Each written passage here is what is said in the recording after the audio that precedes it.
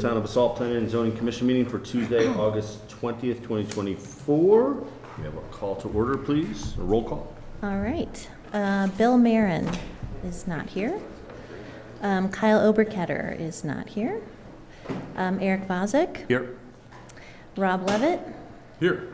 Cindy Hirschfield. Here. Katie Hostetler is not here. Mike Horvath. Here. Bob Kaplan is not here. And Ben Firestein. Here. Excellent.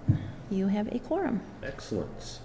First item on the agenda is a public hearing on 175 Midland Avenue Special Review and associated land use actions. I will give that to staff. Thanks. Gail, if you would like to sit up at the table, please. And before we begin, staff was notified at late this afternoon about the public notice sign being down on the property. And so staff consulted with the town attorney about whether the applicant could go forward this evening or not. And the town attorney indicated that the applicant could go forward at their own risk, at their choice. So staff wanted to ask on the record to make sure that the applicant wanted to go forward at this point. Yes, good evening. My name is Cale LaCruz. I'm the president of the HOA for the 175 Midland property, and after conferring with legal counsel and our architects, we decided to proceed. We did post the notice. Looks like the tape may have let go, so it fell on the ground. But considering this is planning and zoning for recommendation, we thought that we'd try to proceed and keep pushing forward. And just real quick for the record too, per the town's code, the posting provision requires that it be posted at least 15 days before the hearing, which is today. And we do have one of our architects here who handled the actual posting, and that did occur. We have a photo of the posting as of the 15 days before. And then that posting needs to be protected from the elements to ensure its legibility for a reasonable period of time. And so that it was posted on the interior of the window, protected from the elements to allow it to be legible for that reasonable period. So that's why we feel comfortable proceeding today. Great. Thank you. James? Okay, thank you. Let me please share my screen here, just a quick second.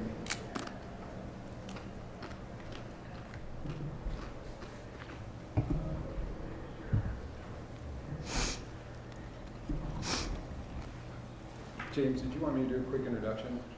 No, staff will do the introduction, and then you'll get an opportunity to provide comments. So this is a public hearing on an application submitted by the Frying Pan Inn Owners Association to convert the commercial office space on the upper floor of the 175 Midland Avenue building, which is known as the Iron Horse Building, and you can see it here on the vicinity map. And they're proposing to convert that upper story into up to 7 studio residential units. The application includes special review, site plan review, community housing review, review to waive the private open space requirements in the C2 zone district, a mixed-use parking reduction, and then payment of cash in lieu for off-street parking in the C2 zone district. The review process entails P&Z making a recommendation to the town council on all the land use actions that are being requested. The subject property, as I indicated, is the Iron Horse Building at 175 Midland Avenue. It's also been known as the Sawtooth Building, so it's got multiple names. It currently contains and here's the picture of the building on Midland Avenue. It currently contains 7 two-story commercial office spaces and that have a range of uses from offices to a photographer. It is zone C2 in the downtown C2 zone district. It contains 10 to 11 off-street parking spaces, and here's the current configuration. It's got parallel parking spaces off of an access way, and then it's got a parking lot back behind the building. There's also 4 spaces on Midland Avenue that count towards their off-street parking based on an agreement that was done related to a 2007 lawsuit. There's also, as I noted, an access drive that goes down the eastern side of the property to get back to the parking at the rear.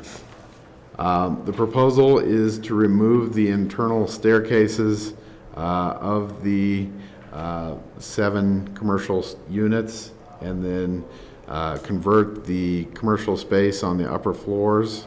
And I'm sorry, the computer's kind of freezing up here. But into 7 studio units, and you can see the proposed plans you have here, and they're in your packet materials. The staff has identified a series of discussion items that are in your packet for consideration. The first being master plan compliance and consistency with the C2 zone district. The residential units are a special review use in the C2 zoning, so they could be a use that would be permitted under the special review approvals. There are multiple goals that are included in your packet materials, and we've got them here on the screen that could be applicable to this application. Most of them include encouraging residential density in the downtown core, close to transit and services, and incorporating mixed-use concepts and live-work concepts. Staff believes that the proposal is generally consistent with these objectives and goals that are in the master plan that are identified in your staff memo. And as I noted, the multifamily use is a special review use in C2. Related to commercial community housing mitigation, the residential units are all proposed to be free market units. The applicants seek credit towards the inclusionary housing requirements for the new residential by removing the commercial office space. And there are calculations that are included in your staff memo that are based on the town code requirements. The calculations show that for the commercial affordable housing, for the commercial space being removed, there would be 675 square feet of credit. And then based on the mitigation requirements that are in the town code section 16-417, the amount of affordable housing that would be required for the new residential space would be about 570 square feet. So staff has not included a requirement for affordable housing in the conditions based on the code credit that is given. Related to the parking, as identified, there are currently 10 to 11 off-street parking spaces on the site. The applicant also has credit for the 4 spaces on Midland Avenue per that agreement from the 2007 lawsuit. Related to the parking, staff and the police department have requested that one of the spaces at the rear of the building be converted to a turnaround so that people that are parking in the parallel spaces adjacent to the building could be able to turn around and come back to Midland Avenue in a forward motion instead of backing out into Midland, as is often the case now. Also, there's a requirement to incorporate an ADA parking space into the proposal. So the applicants have done that. And in incorporating the ADU parking space and the turnaround, that would remove 2 spaces from the current situation. And so before the mixed-use parking reduction, the applicant would be required about 20 spaces, as you can see here on this table. The town code provides for a mixed-use parking reduction of 25%, which would, after applying that reduction, get you to about 15 parking spaces required. The applicant would have credit for a total of 12 spaces, and so the applicant has proposed to pay cash in lieu for approximately 3 spaces, which would total about 30,000 square feet. So there are conditions that are included in the draft conditions that are in your staff memo that would require the applicant to pay for the cash in lieu of 2.89 spaces. There was also a concern that the access road be unobstructed, and so there's also been a condition requiring that the applicants keep that access road unobstructed at all times. Other discussion topics included the requirement for private open space. The residential units would be required to have 50 square feet of private open space per unit, which is typically satisfied in the form of a small deck or kind of combined outdoor area for use of the residents. However, because the property is in the C2 zone district, there is a waiver potential under the code, and the applicants have requested that waiver. The applicants have indicated that there isn't really any space on the site that could be provided as a private open space to satisfy the requirements. Staff generally agrees with that statement. There could be a small space up here adjacent to Midland Avenue that could satisfy that requirement, but staff believes it's kind of an awkward space to have a private kind of gathering spot right adjacent to the public realm of Midland Avenue. So there is a condition related to waiving the private open space. And that is a similar condition that has been permitted for some other residential conversions that have happened over the past 10 years or so in the C2 zone district. Other discussion topics include accessibility. As I noted, the applicant is required to provide an ADA parking space, and they proposed that in this location in the back parking lot. They would also be required to provide a lift in converting the spaces to residential. And so the applicant has proposed to provide a lift near the front of the building in this location, as you can see where my cursor is on the site plan. There is a requirement in the draft conditions that this lift would be installed prior to the issuance of a CO on the first residential unit.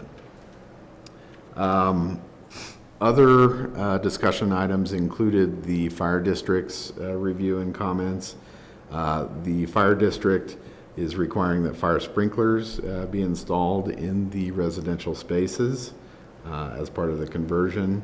And there is a condition that would require the fire sprinkler riser be installed, as well as kind of the common parts of a sprinkler system prior to the first residential CO, and that interior sprinklers be installed in each of the individual units as they were to convert to residential. It's likely that not all the spaces will convert at one time, but the applicants can speak to that. Other discussion items include the sustainable building regulations. There's a draft condition that these would apply as applicable, given that there are kind of minor remodels, there would be limited applicability. With regards to vested rights, the town code provides for 3 years of vested rights. The applicants have proposed 10 years. The town has had a general policy of requiring shorter periods of vested rights so that future code improvements could be applied, and have kind of stayed away from doing longer vested right periods. So staff has included a draft condition that would provide for 5 years of vested rights and would allow for the council to grant an extension potential if the applicants needed a further extension. So in total, staff believes that the proposal satisfies some of the standards of the master plan. Staff believes that there are some challenges related to parking, but there are also benefits of adding accessibility to the building, as well as improving the fire safety that would come along with the proposed conversions. Staff would recommend that P&Z hear comments from the applicants, take public comments, and then provide P&Z discussion. The P&Z's discussion options or decision options for this evening would be that you could make a recommendation to council if you were comfortable, or you could continue the public hearing to the next meeting if P&Z felt a need for additional information on the application. We do have the applicants here this evening. We have Cale LaCrue, who's the president of the HOA. Cale, do you have some comments for the P&Z? Well, I'll just kind of give a brief overview of this and then introduce the team and let them take it from there. So my business partner and I, Justin Streeb, have owned Unit 1, which is a street front unit, since 2008. Over the period of that time, we've used it for the startup of our business here in the Valley, which has grown to employing over 20 people between here and Denver. We also had it as dispensary, Good People, for a while, sold that business. And after selling that business, we decided to continue pursuing the conversion to residential with discussion points from other owners in the building who were also interested in that as well. So I started this process, I think initially with James, maybe almost 2 years ago, I believe, to start thinking about what it would take to do it. So since then, we've been going through the motions and trying to get it all worked out. So from our perspective, we look at this as a very good opportunity to provide some more housing in the core of Basalt, which is desperately needed, as well as increase the overall value of the property for the owners, and I think the appeal of the property for the town as well. So joining us tonight, Haley Carmer, Garfield and Hecht, who is the attorney for the HOA, and the architects who've been assisting with everything, Dustin Anderson and Molly Cheney from Peak Architecture and Planning. So I think they have a few other comments that they can address. I think James gave a great overview of the project and what we're looking to do, so just fill in a couple details for you guys and answer any questions you might have. The declaration for the condo does allow for residential or commercial use, so what we're asking for here is consistent with the covenants on the property.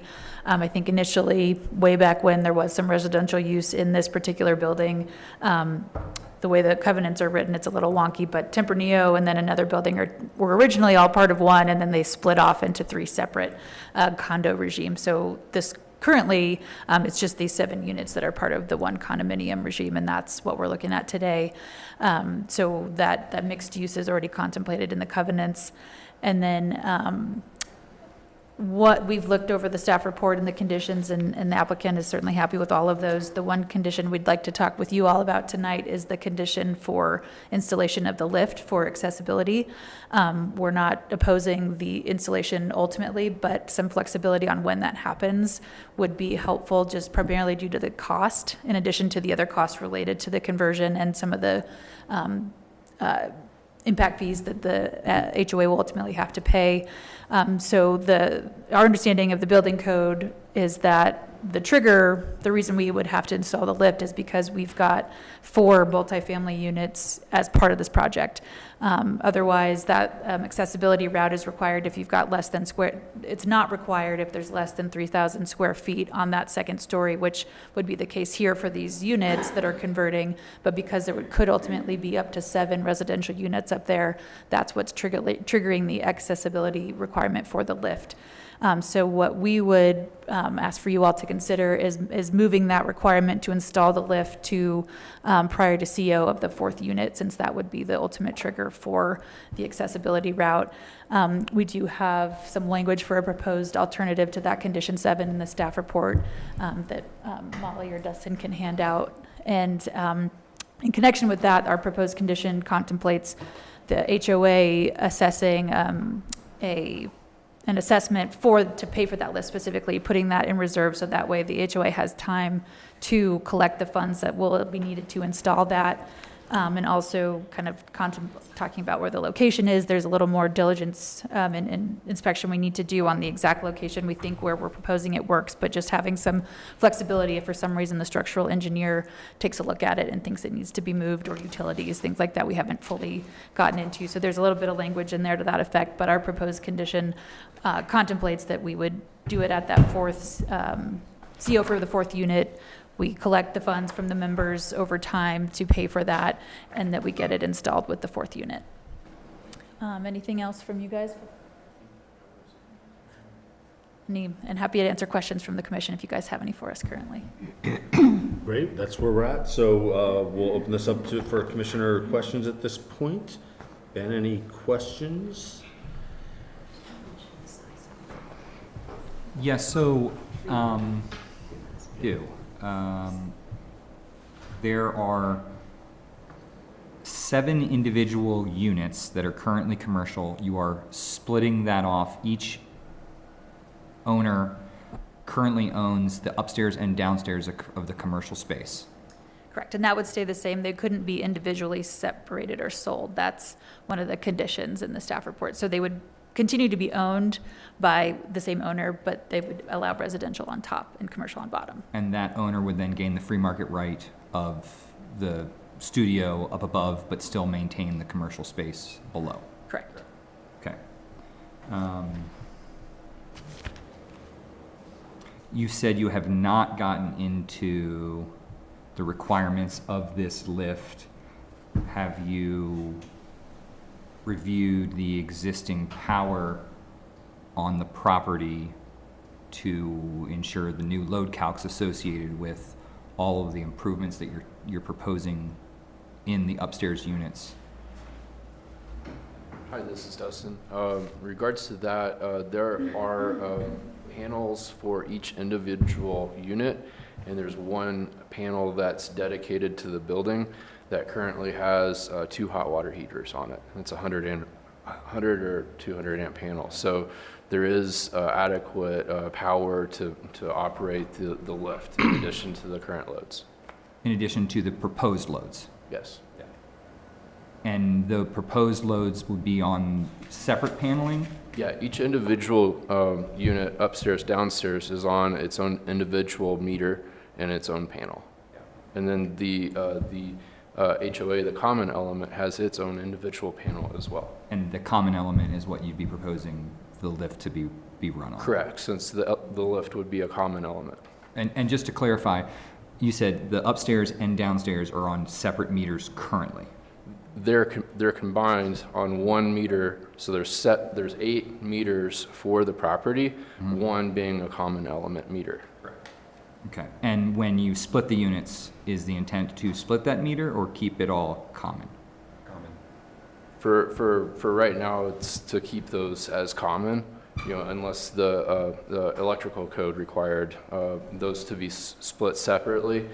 There has been, we have a mechanical electrical engineer on the team, BMS Engineering, so, we can consult with them if there's a need to have a branch split at the base. That way that there's individual panels in the case of a rental unit separate from the commercial downstairs. Since we are separating the stairs, there's 2 separate doors. So Yes. having 2 separate sub-panels could be advantageous, but it would. It's also going to have potentially 2 separate owners as well. No, that's not the case. These units cannot be sold. Yeah, correct, so I can speak to So the that. top to the bottom, Yeah, it's a townhome, they're just removing the stairs. correct. You're just removing the stairs, but we're putting them on the free market. No, the individual units that contain both an upstairs and a downstairs after the stairs are removed are still an individual owner. The residential cannot be sold separately from the commercial unit. Thank you Yeah, for that. so yeah, one owner owns both spaces. They can choose to live there and rent the downstairs out to a commercial operation. They can choose to rent the upstairs out to somebody and rent the downstairs out, or they can choose to live there and operate their own business. But the unit itself, which includes the commercial downstairs and residential upstairs, is one owner. Yes. So that stays that way. That stays on one meter because you can't have a separate metered service for one address. So that stays the same. However, The upstairs residential and downstairs commercial need to have separate electrical panels per building code. Yep. Which, in our unit, number one, we've already done that. We've done that work since we had the two separate dispensaries, one upstairs and downstairs.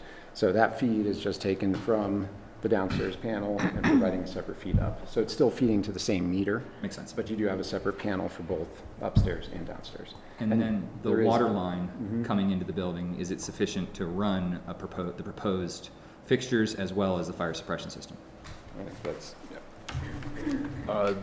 Dustin again, the current streetscape project, I believe, has a 6-inch stub out that comes to our property line that potentially us and other buildings would be able to pull off from. Directly answering your question, we would likely need to upsize for the sprinkler satisfying, and then that would give us the adequate supply water for the proposed fixture count, having an ADA bathroom, restroom downstairs, and then having an efficiency suite upstairs. I see the floor plan of the bathrooms within the commercial space meet ADA standards. Do the upstairs unit meet a Class B? The exercise hasn't gone into the specifics of each individual unit, as you know, the intent would be that each applicant would be able to have their own design. I think the spirit of ADA code is that any permanently placed walls in a proposed remodel would facilitate clearances required for ADA. If they want to have finishes that are to their suit, that those finishes would be able to be removed and replaced with ADA compliant counter heights and the clearances under as a future renovation. But the onus would be on the individual unit owner making those individual selections and adjustments to their own individual residential space that. Yes, they would be each individual building permits, similar to the work for the common element would be an HOA permit, building permit.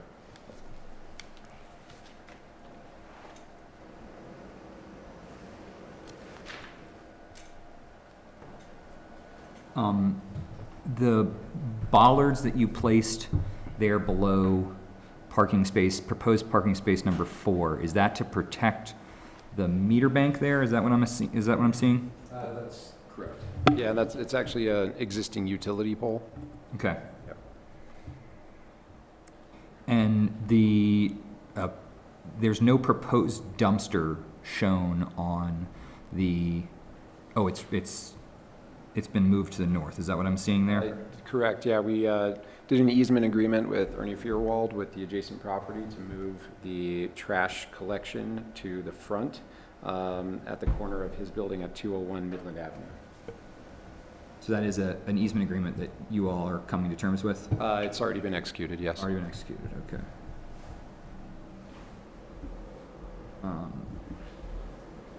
No further questions at this time. Thank you, Ben. Mike, any questions? Yes, talking about the vested rights, they requested 10, the town came back and is saying 5 at this time.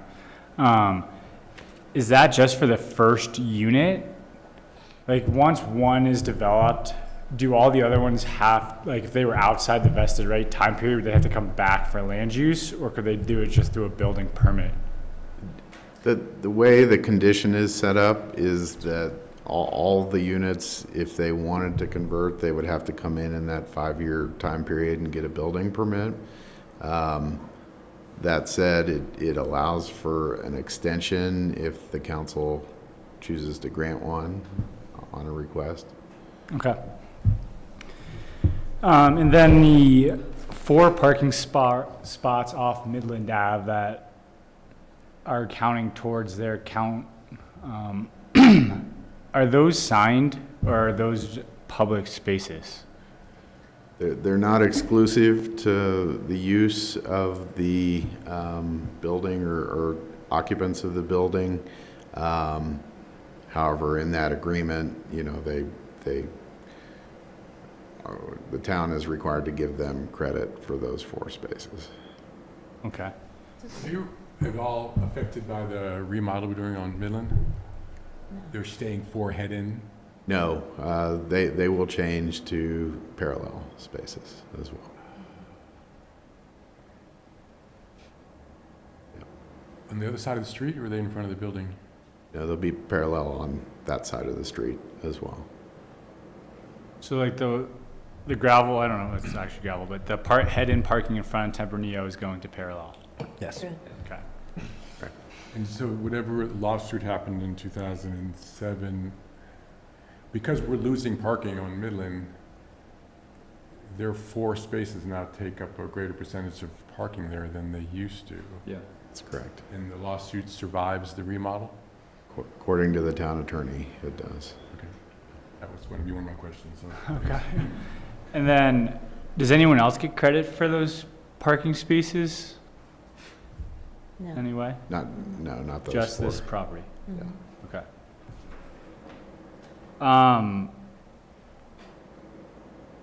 The lift location, has that been considered at all kind of more towards the back of the building? And is there space for that as well as, you know, it aligns with the handicap parking as well? Yeah, we tried it at the back stairwell, and the space between the building and the property line is so tight that it would block any foot traffic that's coming from the parking up, you know, to those commercial spaces. So Okay. the other thing I wanted to say about the parking is that those 4 spaces are actually on property owned by this building, and that's why they're allocated to this building. And so the Midland Avenue project is, there's an easement agreement with the town of Basalt for use of the property owned by the HOA.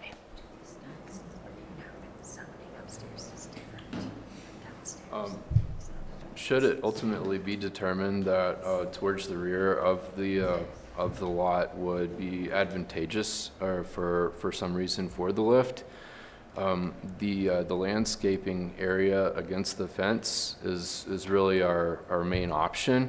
So that would require a zero lot line, which I believe is acceptable in a C2. We were just trying to keep our the potential improvement in a location that it's got ample clearances from adjacent properties. We don't expect Tempranillo to go anywhere in the building, but it's that's future planning.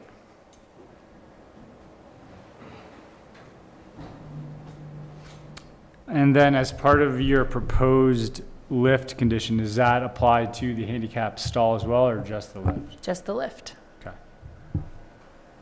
Rob, any additional questions? Couple questions for staff that I just lost. Give me 1 second, please. Mhm.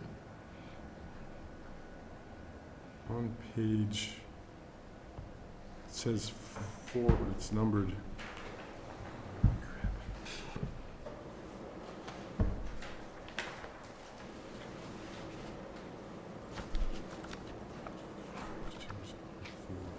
Yeah, so it's numbered page 2, comes up as page 4 in the packet. Sure. The paragraph, James, above review process. Yes. Last sentence, it has been expressed to town approval is granted, thereby maintaining some second-floor commercial office use. Seemed like maybe something was deleted there that would have helped Oh, yeah. explain it. I apologize for the typo. It was expressed to town staff that not all of the commercial office space would likely be converted at one time, if at all. Thereby maintaining some second-floor, okay, sorry, Yeah, I apologize for the typo. didn't follow it. And then the only other one is, you kind of glossed over the green code. expectations. Sure. I mean, there is things that could be done in a 300 square foot studio, you know, dual flush toilets, appliances, Yeah. window glazing. So The- is that going to be required? Yeah, that's required, but there's only a certain number of points you can get through an internal remodel. If they were redoing, you know, the whole exterior of the building or something of that nature, there would be a higher threshold of points that would be required. But as you mentioned, there are a series of items that they can do to get points internally. And those will be required? Yes, Okay. yes, May as well do whatever we can.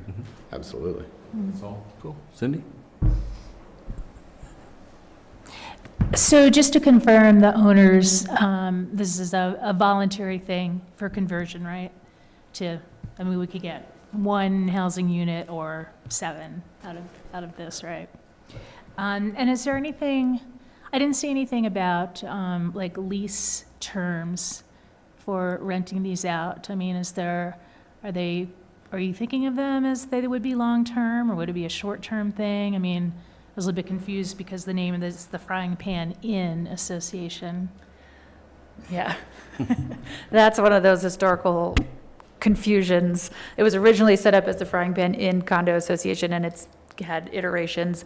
I think I'll let Kale speak a little more to this, but on the lease terms, because it's a owner-by-owner decision, it's really hard for the association to anticipate that. An owner might decide that they want to live there, and so it would be open to, I think, any one of those options. So it's hard, but it's just hard to anticipate collectively what owners might decide to do with their individual units, if they decide to convert at all. We are also in the process of changing the name of the association to Iron Horse Condominium Association, and getting rid of the Frying Pan. It's, you know, the building was done in 1982 and as originally mentioned, part of, I think, 3 total buildings together. And over the years, with things separating and segregating, you know, the declarations are still, I think, from a typewriter in 1982. So Haley's been assisting us to make sure that we're current with all the CCOIA, regulations for homeowners associations, et cetera. So we are going to be changing the name, and the intent is to also get all of that properly documented with Eagle County as well, so that all the records are updated, proper unit numbers, et cetera. So with regards to the individual units, the owners, it's up to them to decide lease terms for their particular units if they're not living there, for both the Okay. commercial and the residential. So. Okay. So it sounds, I mean, in part of the application, you know, is about how this fit into community housing goals and such, and it sounds like there's really no guarantee of that. I mean, it could just stay commercial, or it could be all short-term rentals, and we're not getting any housing. Well, my understanding is short-term rentals require separate permitting process. So this is really more about additional housing units in the downtown core. So it's the potential of up to 7 housing units. So currently, 6 of the 7 units voted in favor to pursue the special review to be able to convert their units. So it's been a very lengthy and costly process. So my assumption is, you know, those 6 units are going to proceed with conversion of their units to residential. So, but that's probably about as far as I Okay, can say. yeah, I mean, it seems like there's no guarantee, right? It's just, Well, there's no guarantee, but if you don't do it, then you've spent all this money for nothing. So I think the guarantee is the cost, and the reason why we're asking for that accommodation on the lift is, you know, between the parking spaces, the lift, this entire process. I mean, we're talking about a lot of money for these individual units for 300 square feet of space to convert to residential. So as owners, obviously the interest there is to actually have a living unit that they can either use themselves legally as a residential unit, or rent everything out, or potentially sell the property. So at the end of the day, it's an expensive process to do it, and everybody that's signed up to do it understands that there's an investment to be able to convert that into a residential unit. So, okay for now. yeah, thanks. Question, I think more for staff.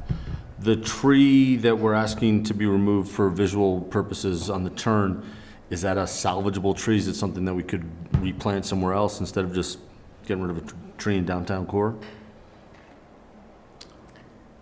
Well, as part of the streetscape improvements, It's already gone? well, it's there, but it's shown as going away Okay. as part of the Just plans. thought I'd throw that out there. But I do believe that Chris Beiser, who's the town arborist, has been looking at all the trees kind of that are being evaluated in the streetscape to see if they could be replanted or moved somewhere. I don't know what his answer is on that one, though, to be honest. I'm glad he's doing that. That's great.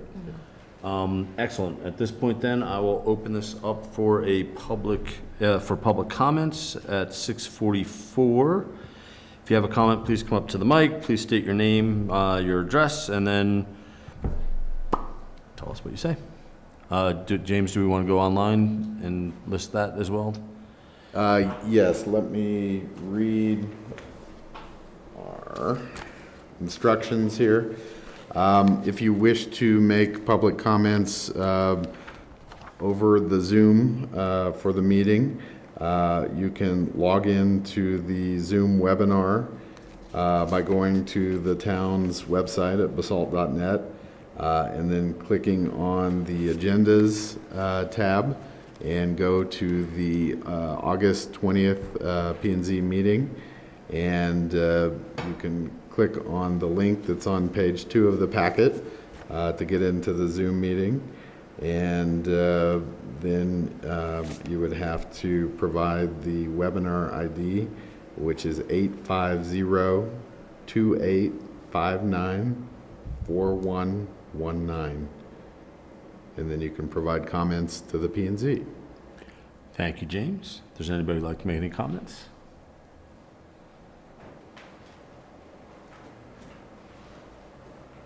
I'm John Wyman. I represent Unit 6. We don't intend to convert, and I have a lot of questions. One was the sign was down. These guys were told at their own risk to go ahead. But we talk about the parking. I'm not sure what I was seeing up there, but the last parking spot up against the wall has the meters, and you're not allowed to park there by fire code. I don't know how they're going to mitigate that and call it a parking spot. The other thing is the C2 zoning. I also have, I have the beauty salon downstairs. The unit's in my girlfriend's name, even though I'm part of it, because she has children. I'm 70 almost, and we're leaving it to her kids. So it just makes it easier. I have a fish business. I want to put a commercial kitchen upstairs. I've heard talk in our meetings that some people want to do Airbnb up there, and I don't think it's suitable with the parking that we have at this time. The other thing is snow removal from the property. They've talked with Ernie Frywell. I don't think he wants us pushing our snow up against his building. We've had people cutting back through the property. During the winter, we end up with a 6-foot drift. I've watched hairdressers from other salons on the other side fall over the thing, you know, and we're liable. It's onto our property, and I don't understand why our HOA doesn't say, let's get it out of there or block that off.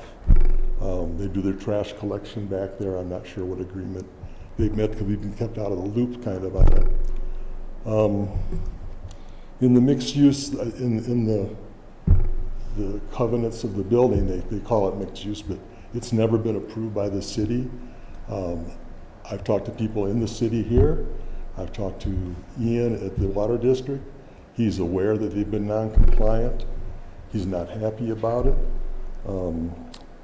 My girlfriend had talked, Pam, had talked to another woman who has a place in the unit, and all of a sudden these expenses are getting a lot, and we don't intend on ever, you know, once we're dead, maybe someone else will do it. She turns around and she was told, well, you should have saved money for all these expenses when they're renting their places out illegally. You know, they've made $17,000 to $20,000. I know about what the rent is paid. They went out and got a commercial lease. One of the other units, both of them have signed affidavits saying they don't have people living in them. When they do, And when they're non-compliant, they shouldn't even been able to start this process until that whole building was in compliance. So, and also the back of the building, which has an overhang, a 3-foot overhang, has sagged 3.5 inches. We have a structural problem that's not being addressed by the HOA. And if they do address it, depending on how they do it, whether they run I-beams into the building under each unit to support it, or they put posts underneath an I-beam along the other side, it needs to be shored up. And we're not addressing that problem. I don't know if the city comes for inspections on that. We had a guy who was a de facto president for 1.5 years. He made one woman remove her floor. She poured a cement floor to leveling, which is real heavy on that. And then they went and put an air conditioning unit that weighs 400 pounds on it without a permit at one point, and then they went and got a permit. But that should be addressed before a lot of these other things. The building has a serious structural problem. Other than that, we've been forced to play this game and pay these fines. I've asked our HOA to separate what we pay for our regular dues from what it's costing to do this conversion, and we don't get a breakdown. We've asked for the last year. They tell me that, well, we were doing this before we bought 3.5 years ago. Well, it wasn't brought up that there was going to be a conversion.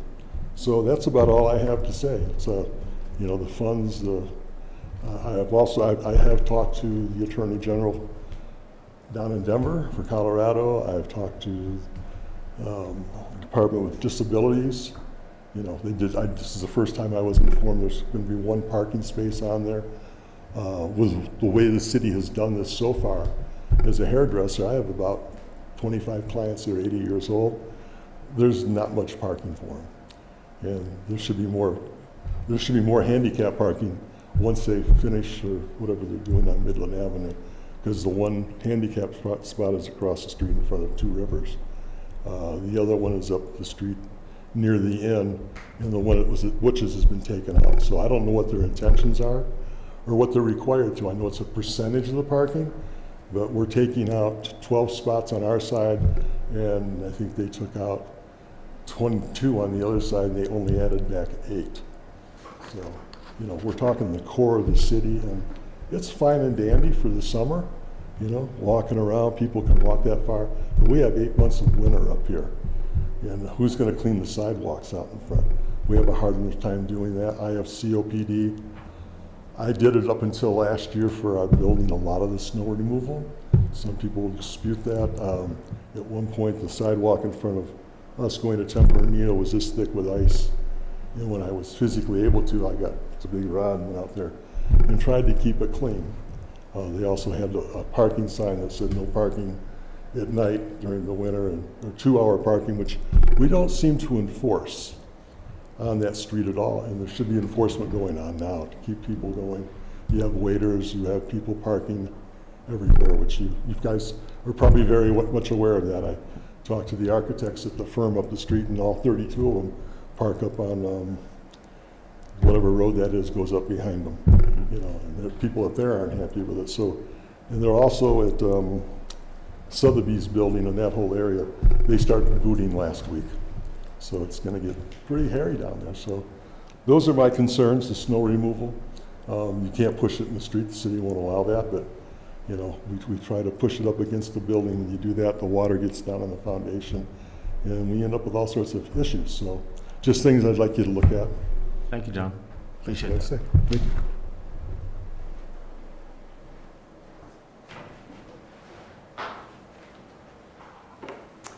Thank you. My name is Paul Anderson. My wife Lou Kruger Anderson and I have owned a unit there since 2006.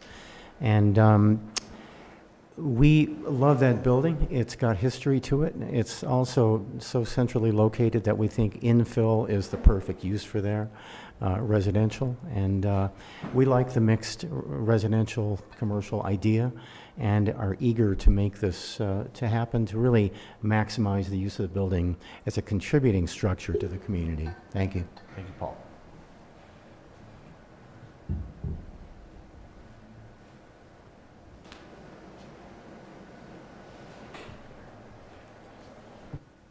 Hello. Robin Waters. I purchased in 2018. I have unit number 7, which is the last in the back. I wanted to ask, do you all have a familiarity with the business, with the building? Okay, so you know there's one streetscape unit and then the rest are, you know, set back and without any street visibility. So what we're trying to do as owners and part of the community is create a highest best use. The units to the back have never in my time there been very active in a commercial respect, generally offices and sort of low foot traffic. So I understand John's concerns about parking, but I think our parking proposal is probably going to put us in a position with, you know, equal to most of the other businesses with more visitation, if not in a better place. So I'm not personally particularly concerned about that. I think it's going to be really solid. Let's see, one moment. So let's see. We did look into, you all know that the allowance is only for the second floor, so we could not have converted the bottom if we wanted, which many of us did. We thought it would be ideal as a live workspace. Cindy, I understand your concerns about the residential. I don't know. I've thought about short term, and I think it's a great use for some of us as owners, but we also are very committed to, you know, giving the vitality. So a lot of that will depend on what else is happening in the downtown area. And I think that is, well, I just want to add, it is hugely expensive for 300 and something square feet. So we're happy to answer questions and are working really hard to try to accommodate. Thank you, Robin. Thank you.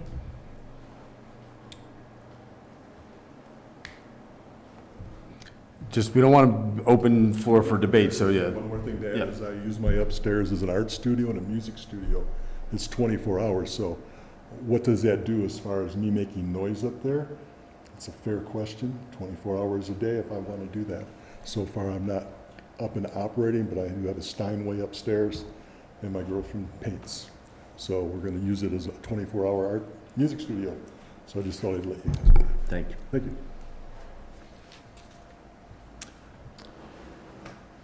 We do have Donna Dalton online. Donna, do you have comments? If you do, please raise the hand.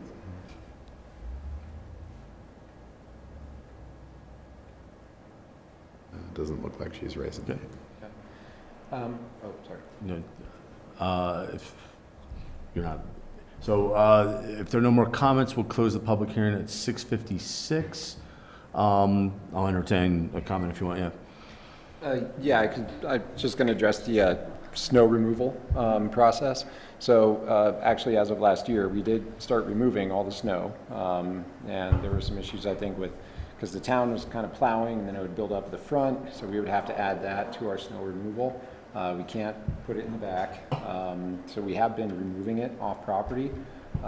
One of the conversations with Ernie and removing the fence and moving the trash up to the front was the ability to have more space to be able to push some of that snow off. It's not to completely offset the need to remove the snow, but it certainly makes it easier when we don't have big dumps to just be able to push it off to the side, as opposed to trying to pile it all the way to the back, which is where it was affecting parking. So, you know, and I think that's probably the biggest thing from a snow removal standpoint. From a transient aspect or people walking through the property, you know, unless you put up fences and block everything, people walk through alleyways and, you know, gaps in buildings everywhere in Basalt. So, you know, to address any issues from a liability standpoint of an HOA, I mean, where do you draw the line? We can put security cameras up everywhere. So if something does happen, we can come back and say, well, you're trespassing. You know, what do you want me to tell you? You know, there's been concerns about the trash collection on the property because there is a medical building on the other side. And they put their trash in that back alley. It gets collected there. Sometimes that trash is spilled.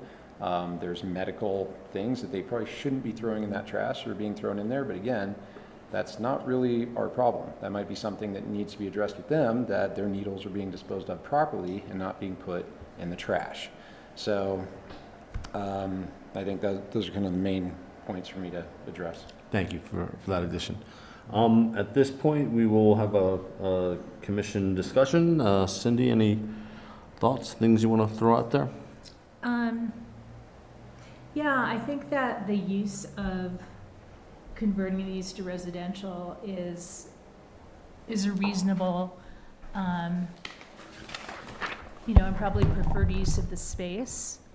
But I think, and it's such a great location for it, that I think we really should try to get some kind of assurance that it will be housing and not an Airbnb or a short-term rental.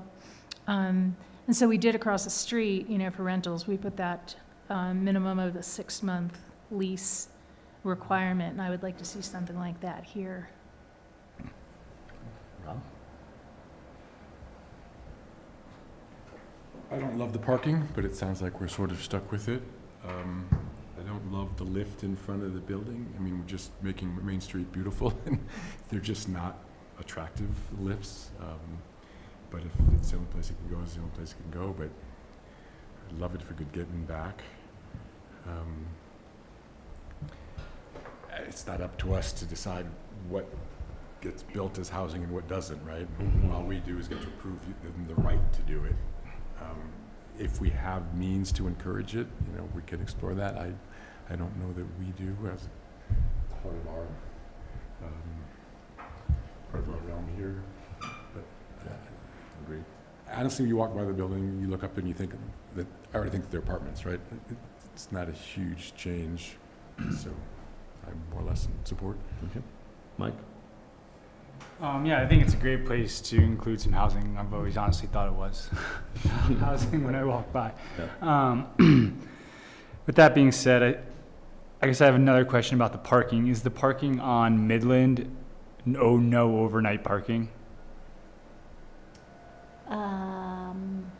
It's no overnight parking during the winter. It's a snow route, so basically there are certain hours in the early morning that you can't park there for Like 2 to 6, whatever. snow removal. Okay. Is it also 2-hour parking, or is there permits that obfuscate that need? It's signed, I believe, for 2-hour parking. It's not significantly enforced now. Town staff has had discussions, I believe actually with the council even, about the potential to have a company come in and do enforcement of time parking, but only after the Midland Avenue Streetscape project is completed. Michelle, do you have anything to add to that? No, and I think, there's the district that's over the downtown is specific to acknowledging that these historic buildings don't have adequate parking on site. They're already constrained, and so there's an allowance for having that parking reduction. Whether you think this allowance is too big or not, but that's the purpose, is that most of these buildings, they can't provide it on site anyway. Yeah. Will the parking be assigned? Like, will each unit get a parking spot on site? I believe so. I think that the parking was not going to be assigned per unit, and the parking spaces that are on Midland Avenue will not be, the rules for public parking will apply to anyone who parks there, whether they're in the units, living in the units or not. And so it has to do more with the calculation for fees in lieu of parking, those four parking spots. And so whether there's overnight parking or not, or 2-hour restrictions, anyone living in these units will have to follow those rules too. So basically, the spaces that are on street cannot be signed for use. And then generally in the past, it's kind of been the town's policy when you have a mixed-use parking reduction to not allow the assignment of spaces. Yeah, I guess I'd like to see them assigned for the reason if someone is gonna live there long-term, that they can utilize the public transportation in the area and have a place to like actually leave a car. You know, if there's someone who's using 4 spots and the person who lives there long-term doesn't get a spot at night and has to park on the street, then he's gotta move, you know, it just doesn't seem appropriate for a downtown area to kind of call it public parking theirs, even, you know, it's not functioning that way. So I'd like to see assigned parking for each unit, so someone living there long-term does have parking. Assigned on site. Yes. Yep. Okay.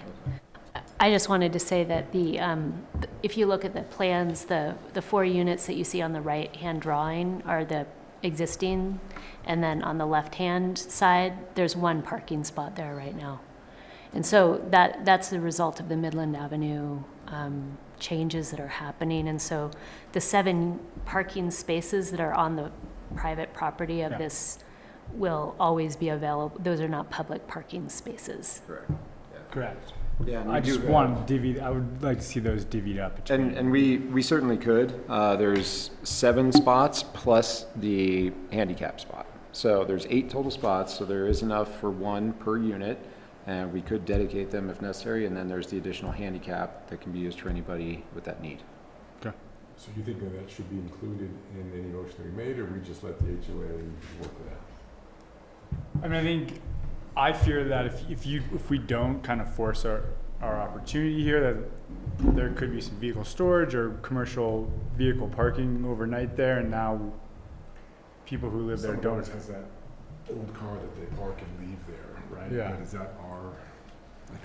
I mean, I think, I'm not sure that's a question for us as much as staff. I mean, is that our purview? I don't know, I feel. Well, I would like to explain why kind of our policy has been, when you have a mixed-use parking reduction, not having them signed. And the mixed-use parking reduction is based on kind of the justification that the likelihood is during the evening, you know, the residential units are occupying the spaces, but during the day that they're kind of available for use of the commercial businesses. So that's kind of the mixed use intent. And so if the spaces, as Rob was kind of alluding to, that if somebody parks their car there for 3 straight days, then they're kind of taken out of the mixed use scenario and not really available to the commercial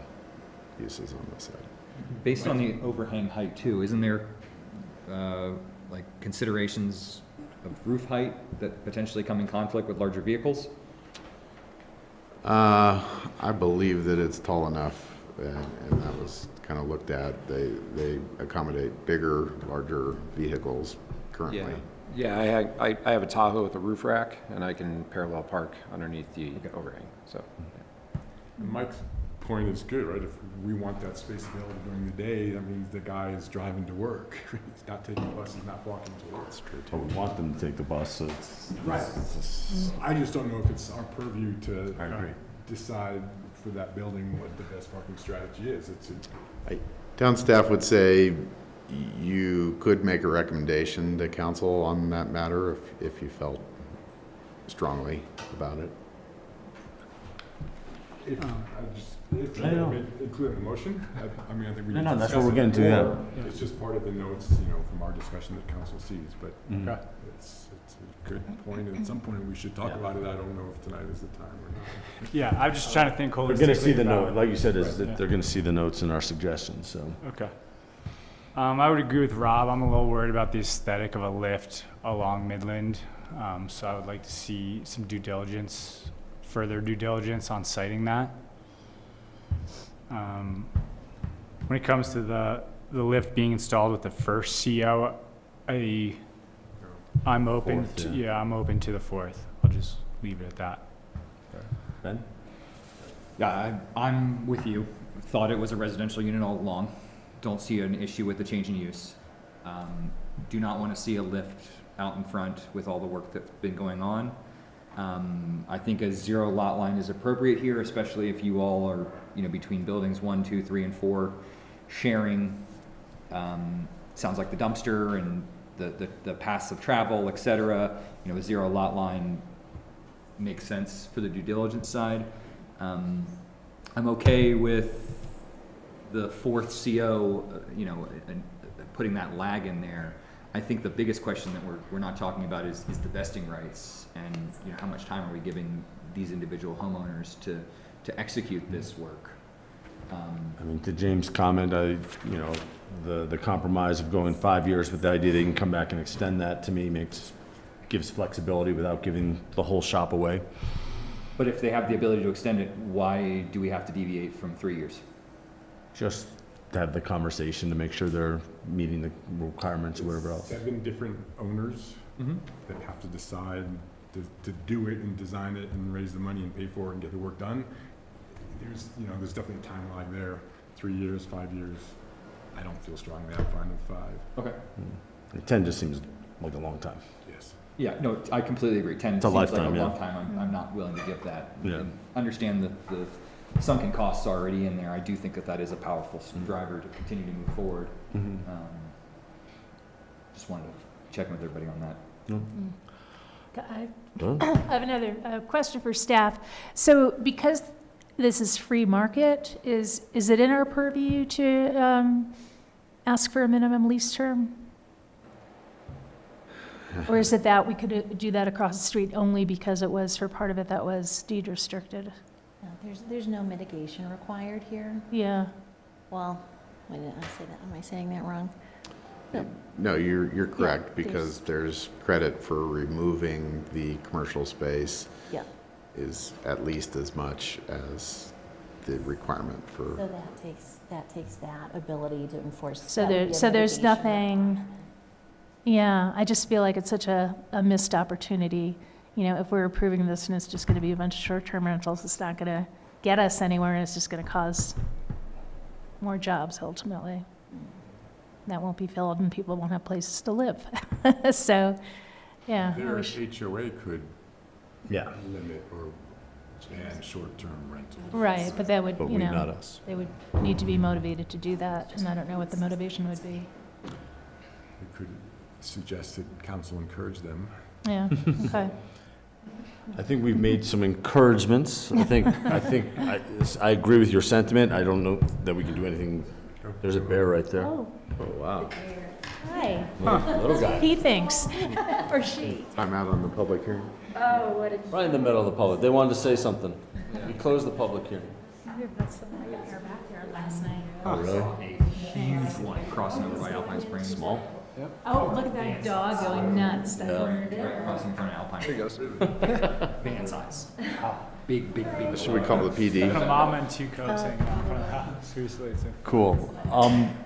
I guess my comments would be, I mean, I agree with everything we talked about. I agree, you know, I think it makes perfect sense to do residential. I think, obviously, there's a few issues within the HOA that maybe you guys need to address that isn't for us.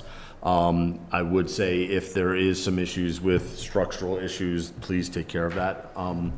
You know, I don't think we can do anything about that right now. I agree with the encouraging for not doing short-term rentals would be lovely, but again, I think our hands are tied on that one. So, Can we require any snow removal agreements to be put in place? Because I do feel that is something of concern.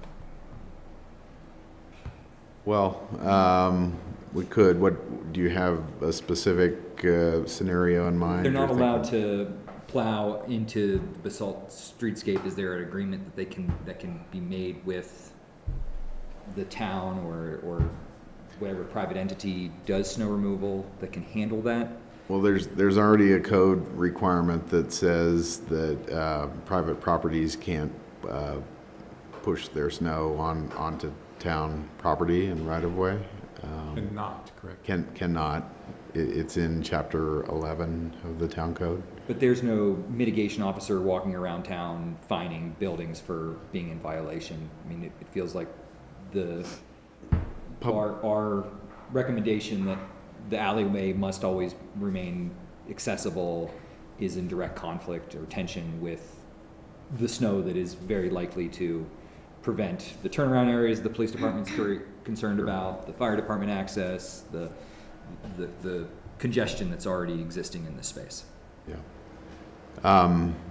You know, I think you probably could make a requirement of that nature, but I would suggest asking the applicant if that would be acceptable as well, just to kind of get their understanding of.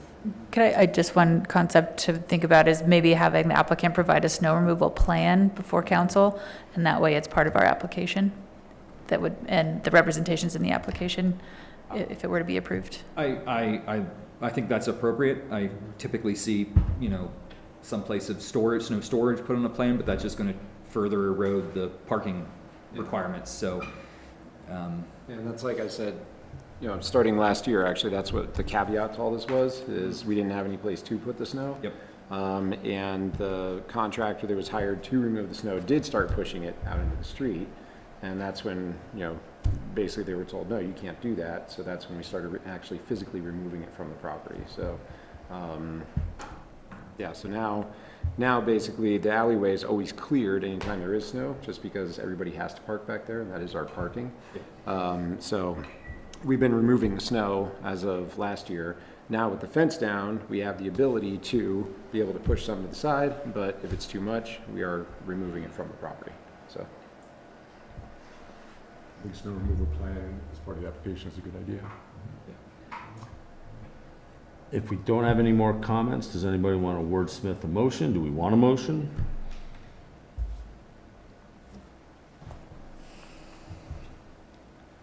I'm okay with the motion, I don't want to wordsmith it. You can second that. Well, again, so we have our recommendations to council that are already in the minutes, don't need to be part of the motion. That would be the best scenario. Right, so what do we want to make part of the motion? I mean, I the usually lift don't. is not, doesn't need to be part of it. I think the snow removal plan does. Which would be in addition, do we agree to, so do we want to accept staff recommendations with the caveat that we're accepting the lift, at least the when it gets built? Yeah, delay on the Delay lift. on the lift. The 5-year vesting rights. 5-year vesting and, rights. Snow removal plan. As part of the application. And I would strongly encourage the HOA to consider a lease minimum to encourage long-term housing. I don't know if that makes it into the motion though, or it's just into the minutes. In minutes, We'll put, we'll obviously I note feel strongly about this. And I agree with you, and I'm just not sure that's what we do. Is that enough for have a motion, Yes. Michelle? All right, Yep. so moved. Do we have a second? Second.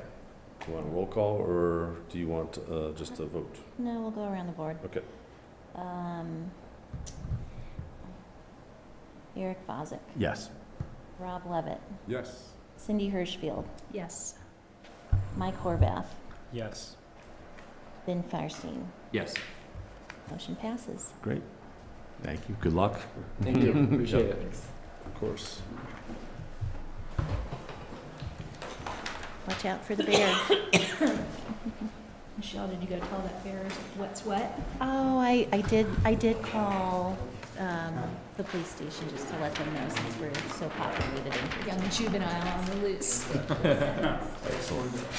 As we segue, we're going to go into 2025 Yeah. workplace discussion. Yeah, I'll send you an email with that information. Take two. Take two. Took a little longer than. There's a lot of things we can talk about there, right? And what exactly are we allowed to, or just suggest? Thank you. Thank you, guys. Rob, your voice doesn't carry. Thank you. Thank you.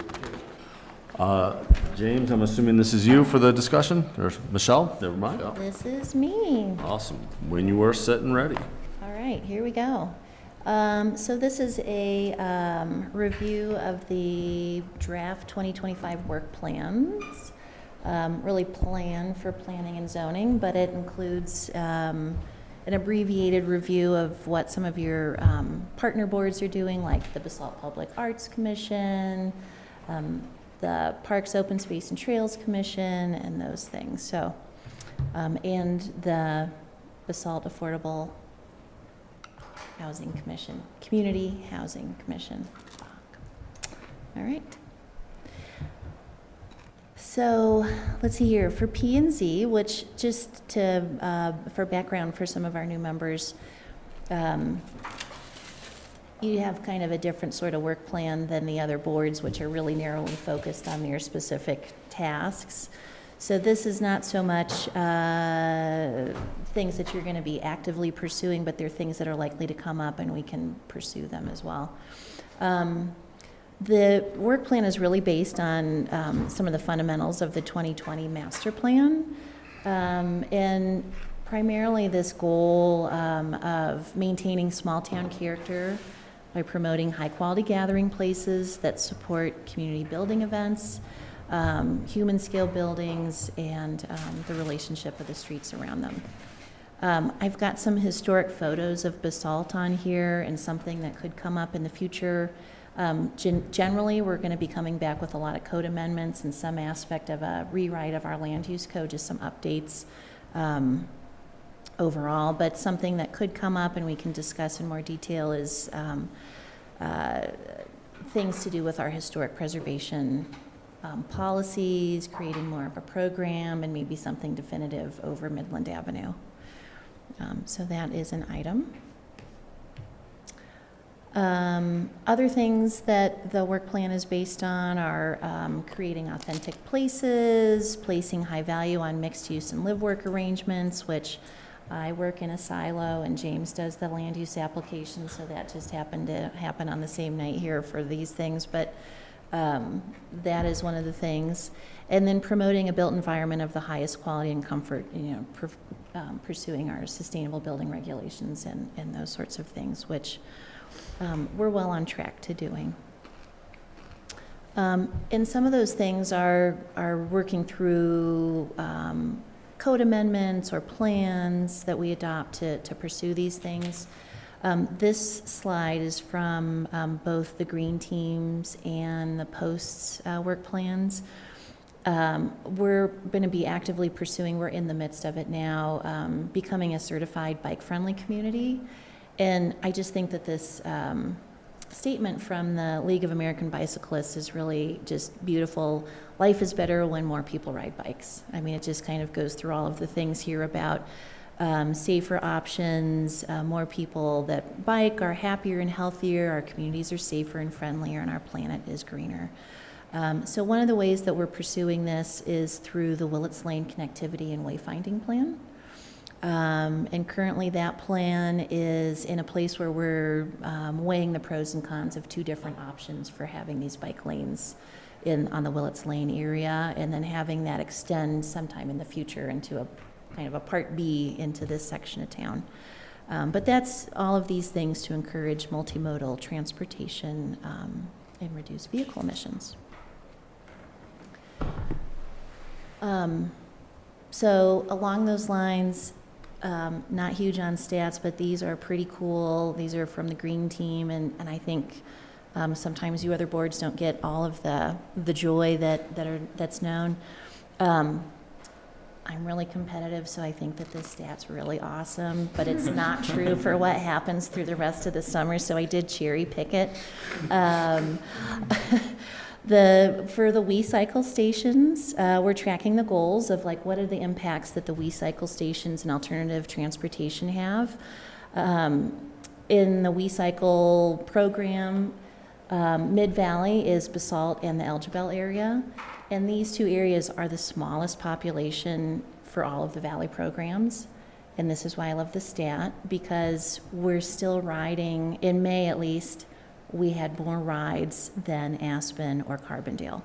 So that's just really exciting and just goes to show kind of like how much our community is using this service, how well it's received, and our ridership is just right up there. Now, of course, when places like Aspen have their influx of tourists, that stat isn't quite as awesome for us, but it's relative. How many stations do those areas have compared to our 31? It's really, it's not a straight comparison, but similar numbers. Similar numbers. Yeah, similar Yeah. numbers. So I think, everybody's sort of in a similar range. And obviously, our area is much larger than Carbondale or Aspen, right? I mean, we cover 3-4 miles, Yeah, where, Aspen's in very dense, and Carbondale might be a little more spread out, but it's not nearly as elongated as our zone. yeah, I was absolutely. just curious how many stations they have compared to. Yeah, it's similar. The newer, so Basalt was kind of the beginning of WeCycle, and so we have a lot of smaller stations, six bike, 8 bike stations. They don't do those sizes anymore. The minimum size they want to have is 11 to 18. Because when you have those smaller stations, it's either full of bikes and you can't park your bike, or it's empty. Yeah. And so it just goes to show that the program's really just amazing. And then my last little favorite stat on here is that, people that are using the bikes are potentially offsetting thousands of pounds of carbon each month. In April, 7,500 pounds of carbon, May, 69, June, 7,200. So over the year, we're not riding 12 months a year here quite yet, but we have a lot of potential. This is 88,000 pounds of CO2 offset. It's just really pretty exciting. Do you know anything about how they come up with that number? Is that assuming that people that didn't ride a bike would be driving their car? Yeah. Yeah, just those. And not carpooling and Other than walking. kids, right? No, it's maximum. Right. Percentage of it's still good. Yeah, there's numbers there. Basalt Connect, another fun stat page for everybody. Basalt Connect creates this really cool heat map. The red indicates where things are where drop-off points are, destinations are, in this particular image. And as I know this image is a little bit small, but as you can see, it's generally by the grocery stores, bus stops, and over here in Old Town near the Basalt River Park. The stats for this to compare year over year are a little trickier because our schedule has changed every year based on funding allowances. So this is just kind of a snapshot of what happened this year in July. And the win here is I have a little red arrow pointing to this amazing 224 rides on July 6th, and that was River Jams. So people are taking the ride, they're doing the thing, it's fulfilling the service, and it's just all of the things that we want to have happening there. So that's just kind of a I fun. made sure to zoom in on my house, and it's red, so we're okay. Okay, there you go. Yeah. My wife and kids use it all the time. It's pretty great. It's just fun to see stuff like that, and you have a sense that you're seeing the van drive around a lot and do the things, and then you get to see it. Do you know what that little hot spot way east is? Right here? No, other way, east. Or am I looking at it backward? Right here? Oh, yeah, what's that? Roaring Fork Club. Yeah, right. Oh, yeah, okay, I'm looking at it right. So that's Okay. good too. Everybody's taking it. Yeah. Surprised the high school's not a little more red. I know some of the kids come up there every day. Well, Yeah, but they might get them at like the Valero station and Yeah, take yeah. them down, so it's probably the Yeah, it could be. start. yeah, Well, and if this is just for July. Yeah, it's exactly. true. School's not in your. Yeah. there you go. Yeah, this is just July. So that's a fun green team stat. All right, coming back to you guys, workplaces, workers, and economy from our 2020 master plan. Make Basalt the model of a mountain community that can compete in the economy for the future. And this is really goes to the goal here, the Action 7L of strongly support workforce housing. So where that's going to come in for P and Z, as we'll head to the next slide here, is we recently finished a update of our housing needs assessment for Basalt. And out of that, besides kind of the typical stats that we all know, everybody needs more housing for all income categories and all sizes, we got some policy recommendations and strategies. These include potential land use code amendments and adjustments to our zoning code. So that'll be something that we're going to be working through fleshing out, and we'll come back to you to discuss those on how they help us achieve those things. What's the timeline for that process? It won't start until 2025. I mean, we'll start outlining some of the structure of the items. But in all honesty, with everything that's going on, like on the other side of this slide where it says the 5.2 bond initiative, that those are the housing projects on parcel 9 and parcel 2E. We're at staff capacity at the moment. So 2025 will really dig in and start pushing that forward. And that'll be affecting projects in 2026? Depends on how they get adopted. Yeah. And it's not necessarily mitigation, so I don't want anyone to think that there's, I'm more interested in the affordable housing recommendations, as we've talked about previously, when we're talking about class 4, class 5. You know, will those have the same impact on new developments as Cat 1, Cat 2, Cat 3? Obviously, that changes development goals and investment performance significantly if it does. Yeah, so those will have to be adopted in the land use code. Absolutely. So it just depends on when they come forward. And I honestly, I'm not trying to be coy, I really don't know right now at this moment. Yeah. It's a good question. On the next slide, also from the master plan, are things like continuing to promote policies and locations appropriate for ADUs. So that will require a significant amount of work and adjustment to our land use code, our zoning codes, and as well as just some policy creation. There are lots of neighborhoods that have covenants that don't allow PUDs or ADUs. Also creating, which we've kind of been doing as a practice, but it's not necessarily in our code, is incentivizing higher mitigation rates when we're annexing properties in. So we kind of experienced that with the Black Mountain project. And we'll be coming back and looking at whether our, our mitigation rates are appropriate or if they need to be increased or not. So that's also, obviously, this is kind of the overview of the Bach work plan, but you'll be getting your finger in it as well as we kind of bring all of these amendments to you. They're working on kind of a series of these, but so many of them are land use code amendments, and you are the Planning and Zoning Commission, so you get to have a say as well. And what else? On the next one, That short-term rental fee, is that like a one-time fee for becoming a short-term rental, or is that like a tax? Is there a current tax, I guess, my first question? So right now, there's a licensing requirement, and part of this Part B of our housing needs assessment is determining if there's a nexus between affordable housing supply and short-term rentals. And if there's a nexus, then there'll be a fee associated with your short-term rental. So it's like a development impact fee, similar to like a parkland fee or something of that nature.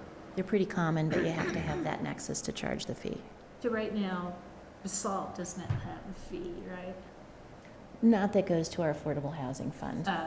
But for short-term, like, is it like Aspen, do we have a permit program or? We have a license. A license, okay. The business tax as well? Lodging tax, they have to pay 4% lodging tax. Yeah, and the town has a new program now that we have more, and so we're catching more units that aren't licensed and collecting more fees and taxes and all that good stuff. So it'll be an opportunity, assuming the nexus is proven, to use some of those funds and supply it into the Affordable Housing Fund. That's on its way, almost done.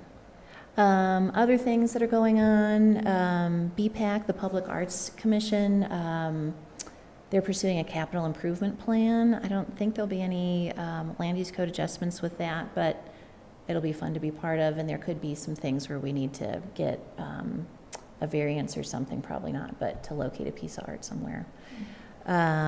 Lots of fun things, and they are looking at places and opportunities within the Willets Lane connectivity plan, and of course the Midland Streetscape to participate in that too. So fun stuff. And then, all right, I think that's the last slide. So just recapping some of the things that'll come back to you, adopting the new income categories for the housing, zoning that allows for ADUs, studying the mitigation, affordable housing mitigation rate for new development, the short-term rental fee, and potentially an update for the affordable housing fee in lieu program, even though the town generally doesn't go to that route. Other things, you'll get to see the Sopris Metals parcel 9. That's the parcel adjacent to the rugby field that's going through for affordable housing. You'll get to see that when it comes in for land use entitlements, as well as parcel 2E on Lewis Lane across from Taka. You'll get to see that when it comes in for entitlements too. And then, of course, any land use application. Are those first two in the works that we are going to see them in the next year and a half? Or Yeah. it's just they're out there? Oh, no, they're in the works. Okay. And parcel 9 is different than Michael Lipkin's project. True, which is why I always, for myself, have to have rugby adjacent. Because the Michael Lipkin stuff is on the other side of the lake, Okay, and that's Lake Modern. yeah. And who's the parcel 9 entity? The town owns parcel 9. The town, okay, Yep. okay. So parcel 9, where we are, is we have a team on that, a planning and design team, Z Group Architects and Habitat for Humanity. And we're studying site development options of getting from 10 to 15, 16 units on there, and then we'll pare it down. We're kind of playing with the blocks right now on the site, if you will, and then working through that. Parcel 2E, we just closed the RFP, and hopefully at the next council meeting, we'll be bringing forward a team that agrees to the professional services program agreement. So We're approving the actively, agreement to the go out? agreement. Okay. We have a team selected, but they need to sign before I announce who it is. So, yeah, those will be in heavy land use entitlement and public outreach next year. Mhm. Anything else? No, I think that's kind of what we have on the program. Thank you. Mhm. Last thing on the agenda, commissioner comments, staff updates. You just got them all. I was gonna say. I just have some feedback. could there be? Yeah, you just got them all. Feedback for the town. The unit for rent that was offered to staff at the school was kind of scoffed at the pricing. So just a little feedback that the rent was high. The rental unit. Where is that unit? In Stotts Mill. Oh, Oh, yeah, that's a category 3 unit. Just Is that one providing. that has to be built? No, it's there, it's existing. that's How big helpful. is it? How much are they asking? I believe it was, I think it was 2,500, I something. think it was a 2-bedroom, and it was 24, 25. Yeah.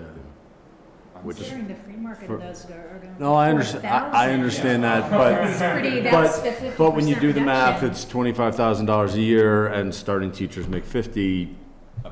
I'm not saying that. No, I'm teachers just aren't saying, getting underpaid either. you know, understood. just feedback, that's all it is, you know. I mean, I don't know what our hands are tied, it's also coming from the town, not coming from a free market perspective, so, we don't set the pricing, you don't set the pricing, but Two yeah. teachers, it's $1,200 a month, which is. Yes, if it's 5%, two, yeah. Which is not what they should pay for rent. So, like I said, it's feedback, that's all it is. Sure. Yeah, just in response, the category 1 and category 2 Are are less. much lower. And Yeah. and, I think it's generally been accepted that the teachers kind of fit into the category 1 or category. And I'm not sure how much they really looked at it. I wasn't looking at it, I'm fine, but,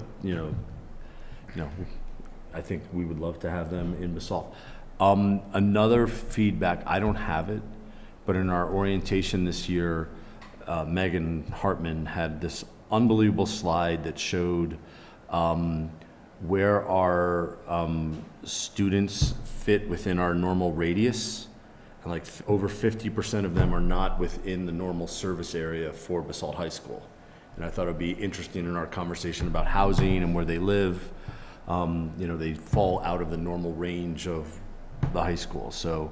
Does that mean outside of town limits, or does it mean like No, I mean, Hardingvale or Glenwood? Blue Lake, El Jebel, things like that aren't necessarily in the normal service area for the high school. Oh, yeah. And they're moving further away. Exactly.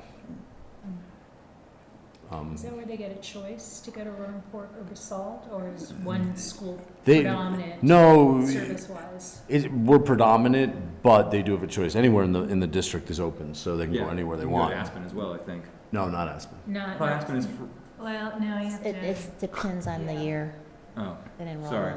enrollment. They have, yeah, It- they have to, It changed a while ago, notice to yeah, accept. and, yeah. Used to be wide open, but Yeah. with the numbers, it's changed. Yeah, most of this, most of that area is Willits, Blue Lake, extended out. But it's a cool graphic. Interesting. I'd never seen it before. I was like, wow, I'd love to get that. yeah. So thinking back about our earlier discussion, what is it exactly that town? Harking back to our early discussion this evening, what exactly is it that town council will see of our discussions? Right, well, they'll see the motion. And then is it like the minutes that we see? Cindy brought up, banning STRs, or can we make a bullet point that says, P and Z strongly, encourages town council to consider STR ban?